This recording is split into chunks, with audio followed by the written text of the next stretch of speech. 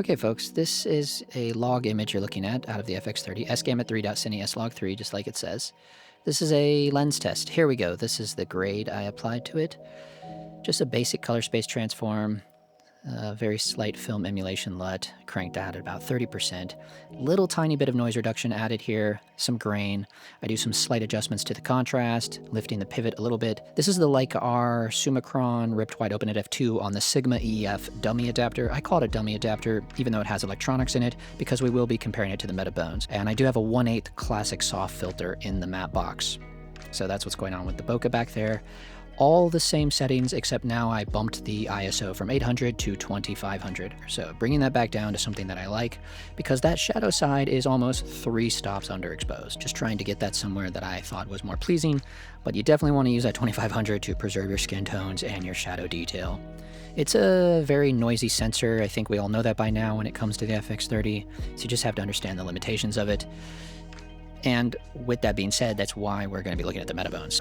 Back to ISO 800, so you can see how subtle that edge light is. Notice what that classic soft filter is doing to that bokeh back there. 800 versus 2500, both on the Sigma EF dummy adapter.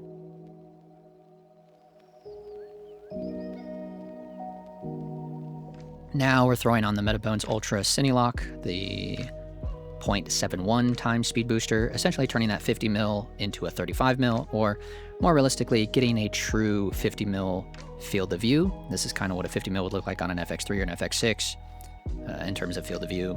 And you're also getting an extra stop of light, right? So the F2 is kind of responding more like a 1.4. I am drifting in and out of focus. I'm doing that on purpose because the speed booster gives us 1% greater depth of field.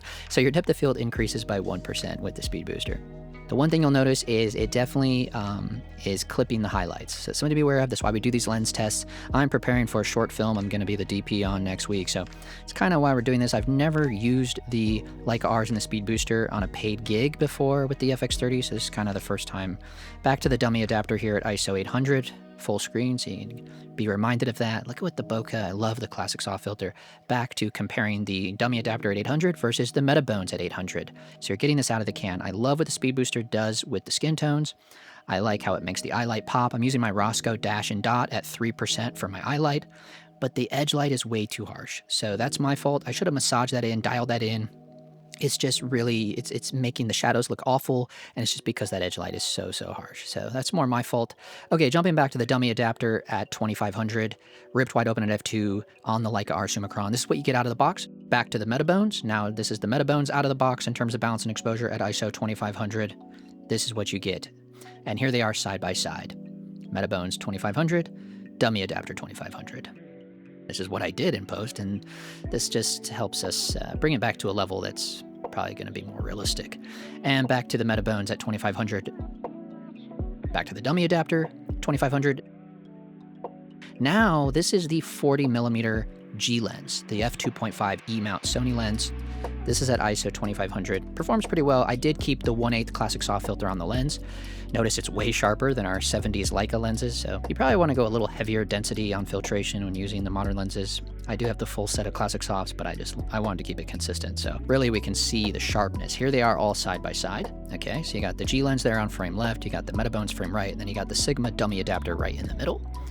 And even the dummy adapter is looking brighter than the G lens because that G lens is a half a stop slower than our Leica Summicron, okay? So I brought that G lens up a little bit in terms of exposure, and then I brought the Sigma down a little bit, and of course, obviously the Metabones down a little bit too, so not bad overall. These are all ISO 2500 with the 1/8 classic soft.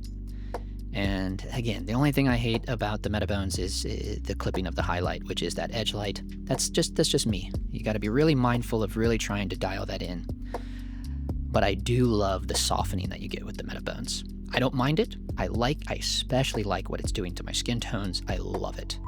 The Sony lens is much too sharp, much too modern, certainly for the job coming up. Okay, now just for giggles, I decided to open the garage door and let some full front light come in. So this is all natural. I do have 4 stops of ND, so notice the IR pollution that we're getting on that shirt because that shirt does not look like that. So anytime with any camera sensor where you're using more than 2 stops of ND, you want to use an IR cut. I specifically did not use IR cut here, and this is why. This is why we do the test.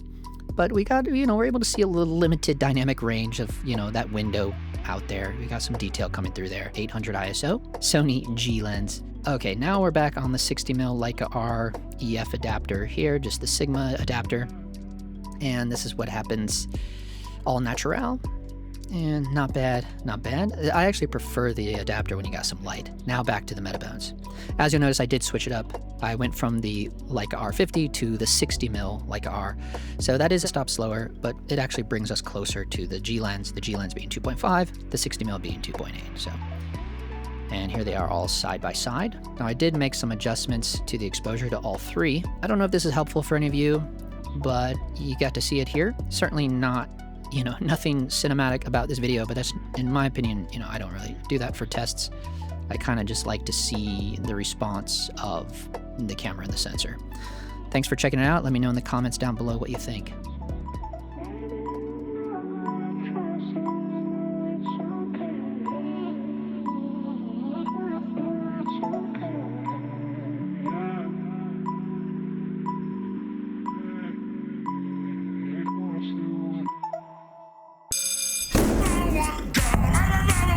Thank you. I wanted to show you guys something that I just realized too. This thing has IBIS. This is the Metabones Ultra Low. It has an IBIS switch. So for all of your Canon EF lenses, it will support the optical image stabilization. Or does it have its own image stabilization built into it? That would be insane. Maybe we'll test that in a future video. Or maybe you already know. Let us know in the comments.